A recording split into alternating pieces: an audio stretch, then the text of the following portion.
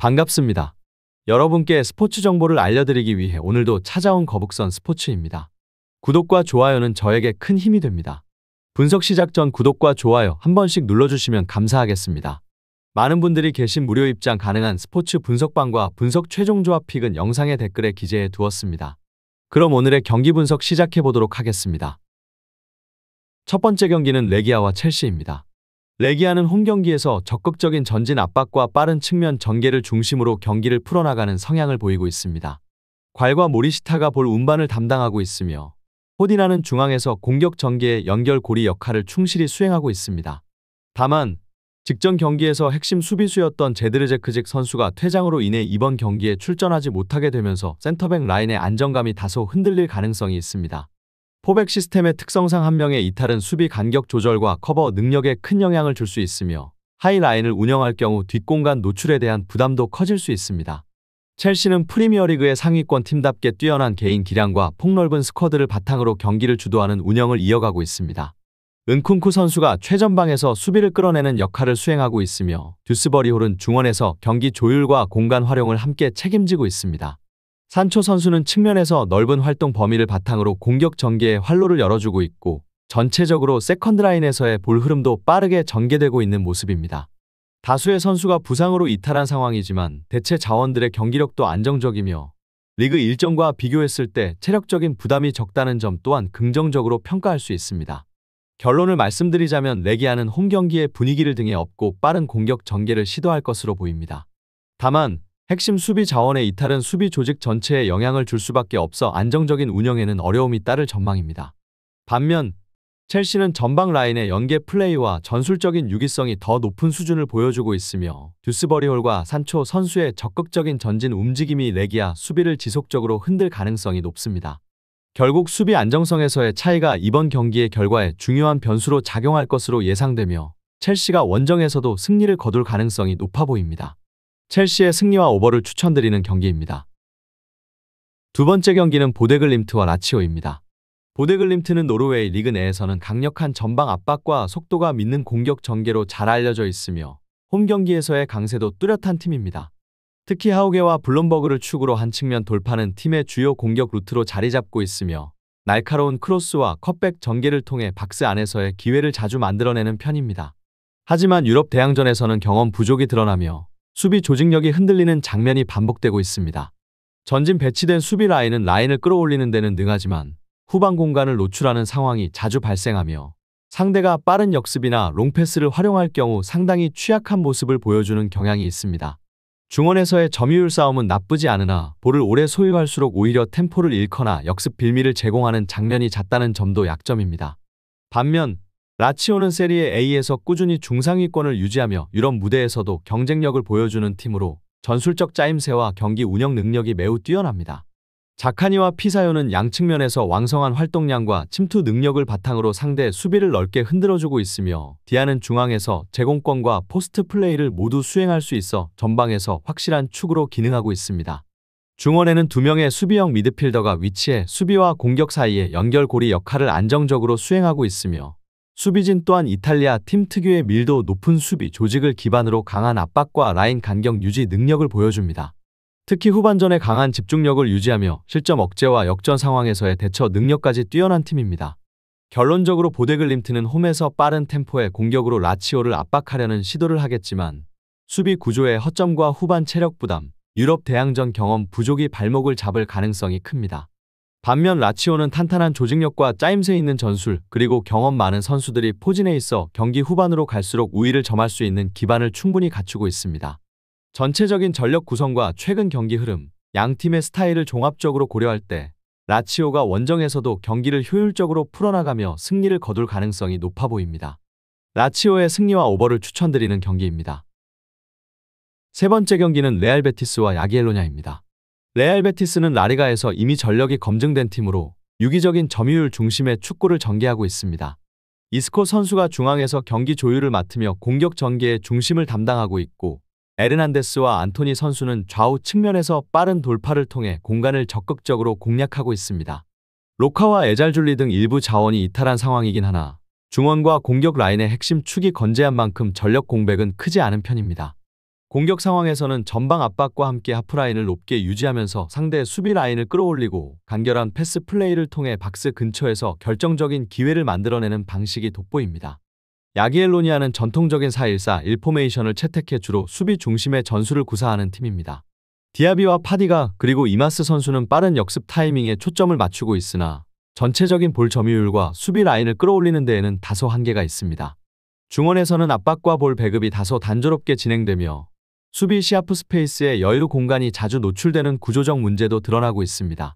특히 1선과 2선의 간격 조절이 원활하지 않아 전방 압박 후 빠른 수비 복귀가 어려운 상황입니다. 결론을 말씀드리자면 레알 베티스는 일부 부상 이탈이 있긴 하지만 전력의 핵심 축은 그대로 유지되고 있으며 하프라인에서의 압박과 짧은 패스 위주의 전개가 안정적으로 이뤄지고 있습니다. 반면 야기엘로니아는 수비 밸런스가 다소 흔들리는 모습이며 측면 수비와 하프 스페이스 커버에서 반복적으로 약점을 드러내고 있습니다. 전체적인 전술 완성도와 결정력에서 레알 베티스가 앞서 있는 만큼 이번 경기에서도 흐름을 주도하며 승리를 가져갈 가능성이 높아 보입니다. 레알 베티스의 승리와 오버를 추천드리는 경기입니다. 네 번째 경기는 첼레와 피오렌티나입니다. 첼레는 슬로베니아 리그를 대표하는 팀 중 하나로 수비 중심의 운영을 통해 실점을 최소화하는 전략을 추구하고 있습니다.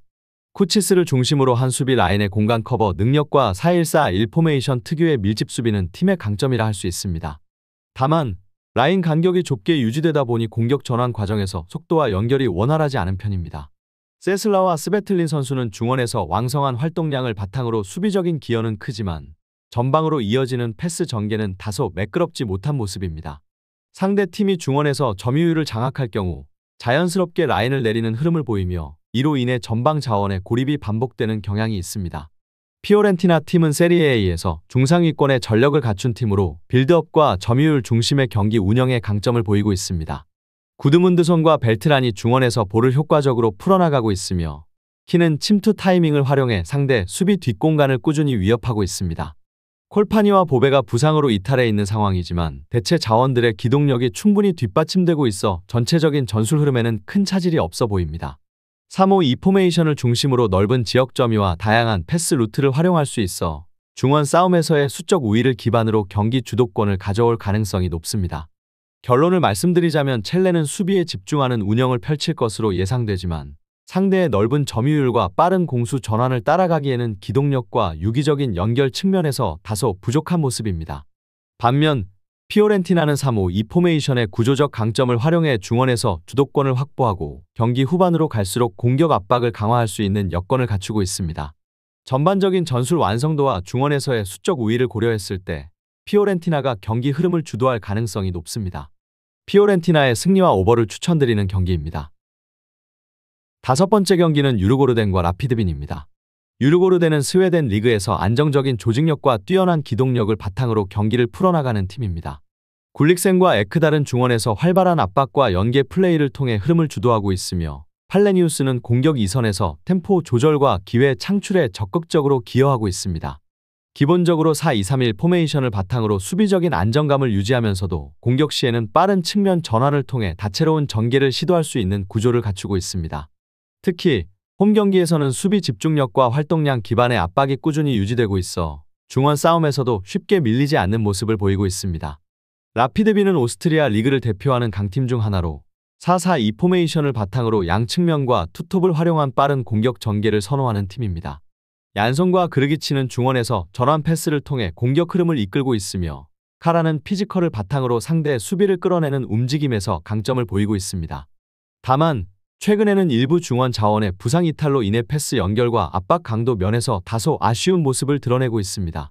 특히 중앙 공간이 쉽게 벌어지는 경향이 있어 상대가 중원 숫자를 늘릴 경우 수비 부담이 커지는 전술적인 약점도 존재합니다. 결론을 말씀드리자면 유르고르덴은 중원의 넓은 활동 범위와 수적 우위를 기반으로 경기를 안정적으로 운영할 수 있는 전술적 구조를 갖추고 있습니다.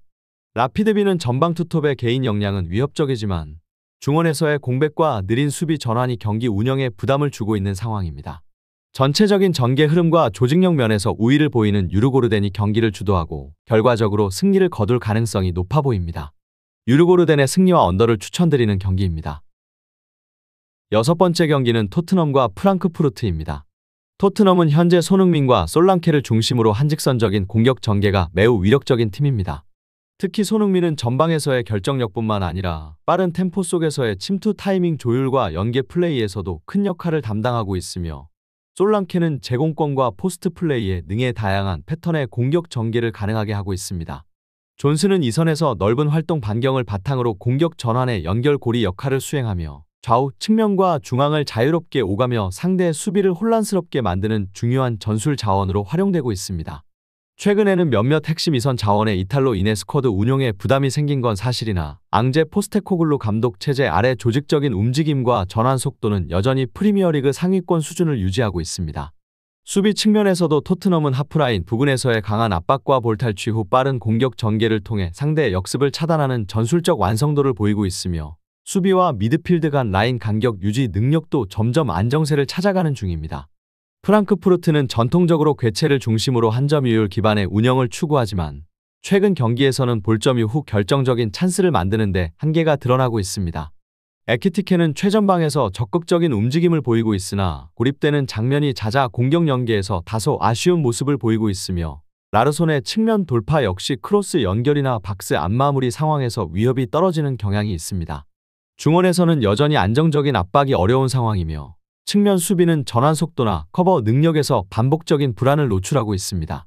골키퍼의 세이브 능력은 뛰어난 편이지만 상대가 빠른 템포로 측면과 하프 스페이스를 지속적으로 공략할 경우 수비진 전체의 조직력이 흔들리는 장면이 잦은 팀입니다. 결론적으로 토트넘은 홈이라는 지리적 이점과 더불어 손흥민을 중심으로 한 공격 조합의 날카로움, 그리고 중원에서의 조직적인 압박 운영을 통해 경기를 주도할 가능성이 매우 높습니다.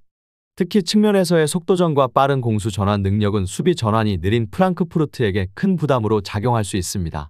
반면 프랑크푸르트는 전방에서의 공격 연결이 단조롭고, 수비에서도 라인 붕괴와 커버 속도 저하로 인해 실점 위험이 지속적으로 발생하는 구조적 한계를 안고 있습니다. 전체적인 전력 밸런스와 경기 흐름, 전술적 완성도 등을 종합적으로 고려했을 때 토트넘이 전반부터 주도권을 장악하고 안정적으로 승리를 가져갈 가능성이 높아 보입니다. 토트넘의 승리와 언더를 추천드리는 경기입니다. 7번째 경기는 리옹과 맨유입니다. 리옹은 최근 들어 팀 밸런스를 안정적으로 다듬어가고 있는 팀으로 중원에서는 톨리소가 중심축을 잡으며 안정적인 볼 배급과 템포 조절을 이끌고 있습니다. 톨리소는 수비 시에는 빠르게 내려와 수적 우위를 형성하고 공격 전환 시에는 정확한 전진 패스로 흐름을 전개하는 데 강점을 보이고 있으며, 이러한 움직임은 알마다의 공격적인 이선 침투와 맞물려 높은 시너지를 만들어내고 있습니다. 알마다는 하프스페이스 활용 능력이 뛰어나며 좁은 공간에서도 볼을 전개할 수 있는 기술적 강점을 갖춘 선수로 맨유의 수비 간격이 벌어지는 경우 특히 효과적인 위협이 될 수 있습니다. 최전방에는 베테랑 라카제트가 포스트 플레이와 세컨드볼 연계에서 중심적인 역할을 맡아주고 있으며, 좌우 풀백의 오버래핑과 측면 넓히기를 통해 공격 전개에 있어 수적 우위를 만들어가는 패턴이 매우 잘 정립되어 있습니다. 또한 최근 경기들에서 후반 체력 분배도 안정적으로 이뤄지고 있으며, 홈 경기에서는 압도적인 점유율을 유지하며 자신감 있는 운영을 보여주는 모습도 인상적입니다. 반면 맨체스터 유나이티드는 백스리 기반의 전술을 활용하면서 중원과 공격을 빠르게 연결하는 전개에 초점을 맞추고 있으나 여러 가지 문제점이 겹쳐 전술적 완성도에 있어 기복이 나타나고 있는 상황입니다.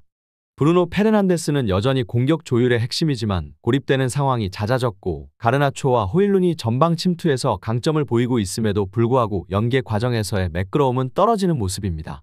가장 큰 문제는 역시 수비진에서 나타나고 있습니다. 마르티네스를 비롯한 핵심 수비 자원들이 부상으로 이탈하면서 3명의 센터백이 이루는 뒷라인의 조직력은 크게 흔들리고 있고, 특히 윙백과 센터백 사이 간격이 자주 벌어지며 하프스페이스 수비에서 반복적으로 허점을 드러내고 있습니다. 이는 리옹처럼 좌우 측면 전개와 하프스페이스 침투에 능한 팀을 상대로 매우 치명적인 약점이 될 수 있습니다. 게다가 맨유는 원정 경기에서 전체적으로 수비 집중력이 떨어지는 모습을 자주 보여왔기 때문에 이번 경기 역시 원정이라는 점은 부담 요소로 작용할 수 있습니다. 결론적으로 리옹은 포지셔닝과 수적 우위 측면에서 유리한 전술 구조를 갖추고 있으며, 홈에서의 강한 전개 흐름과 이선의 유기적인 움직임을 통해 주도권을 잡을 가능성이 높습니다. 반면 맨유는 수비진의 잦은 변화와 조직력 문제, 그리고 측면 대응의 불안정성으로 인해 리옹의 전방 압박과 침투에 고전할 여지가 큽니다. 전체적인 전력 운영 안정성과 포메이션 상성을 고려할 때 리옹이 이번 경기에서 우세한 흐름을 만들어내며 승기를 잡을 수 있을 것으로 예상됩니다. 리옹의 승리와 오버를 추천드리는 경기입니다. 8번째 경기는 레인저스 FC와 빌바오입니다. 레인저스는 홈 경기에서 강한 전방 압박과 빠른 측면 전개를 바탕으로 경기를 풀어가는 팀입니다. 데서스가 최전방에서 중심을 잡아주는 가운데 디오망데와 이가마네가 좌우 측면에서 공격 속도를 끌어올리고 있습니다. 다만 중원에서의 볼 배급은 다소 단조로운 모습을 보이고 있으며 이선 자원 중 한 명이 부상으로 이탈하면서 전방에서의 연계 플레이가 이전보다 단순해진 상황입니다. 수비는 강한 대인 마크를 중심으로 이루어지고 있으나 빌드업 과정에서 상대의 압박에 미드필드가 쉽게 끊기는 약점도 존재합니다. 빌바오는 스페인 라리가에서 활동 중인 팀으로 점유율을 바탕으로 한 공간 활용과 조직적인 경기 운영에 강점을 지니고 있습니다. 구르제타 선수가 최전방에서 수비 라인을 흔들며 기회를 만들어내고 있으며 니코는 좌측에서의 빠른 침투로 상대의 수비에 지속적인 압박을 가하고 있습니다. 산세트는 이선에서 다양한 패턴을 통해 공격 전개를 주도하며 팀 전술의 핵심 역할을 담당하고 있습니다. 최근 중원 핵심 자원이 부상으로 이탈한 상황이지만 전체적인 전술 밸런스와 이선 조합의 유기적인 움직임은 비교적 안정적으로 유지되고 있는 모습입니다. 결론을 말씀드리자면 레인저스는 홈 경기의 이점을 살려 초반부터 강한 압박으로 주도권을 가져가려 할 가능성이 높습니다. 다만 미드필드에서의 전개가 다소 단조롭고 매끄럽지 않아 시간이 지날수록 주도권을 상대에게 내줄 가능성이 큽니다. 반면 빌바오는 니코와 산세트를 중심으로 유기적인 공격 전개를 이어가며 전체적인 전술 완성도 면에서 우위를 보이고 있습니다. 이러한 흐름을 감안할 때 빌바오가 경기의 주도권을 쥐고 후반부에 들어서며 결정적인 순간을 만들어낼 가능성이 높아 보입니다. 빌바오의 승리와 오버를 추천드리는 경기입니다. 더 많은 경기의 정보와 분석이 궁금하시다면 영상 하단의 댓글을 확인해 주시면 되겠습니다. 높은 적중률을 위한 방법은 양질의 정보입니다. 무턱대고 남들 따라 했다간 손실만 볼 뿐입니다. 최대한 전문가의 도움을 받아서 양질의 정보와 높은 적중률을 경험해보세요. 주저없이 유튜브 여러 전문가의 도움을 받아보시는 걸 추천드리고 당장 수익을 위해 가입비 내고 이용하는 곳에서 절대로 이용하시지 마시고 유튜브 여러 영상을 참고하셔서 베팅하시는 걸 추천드립니다. 오늘도 영상 시청해주셔서 감사드리고 건승하는 하루 되시길 바랍니다.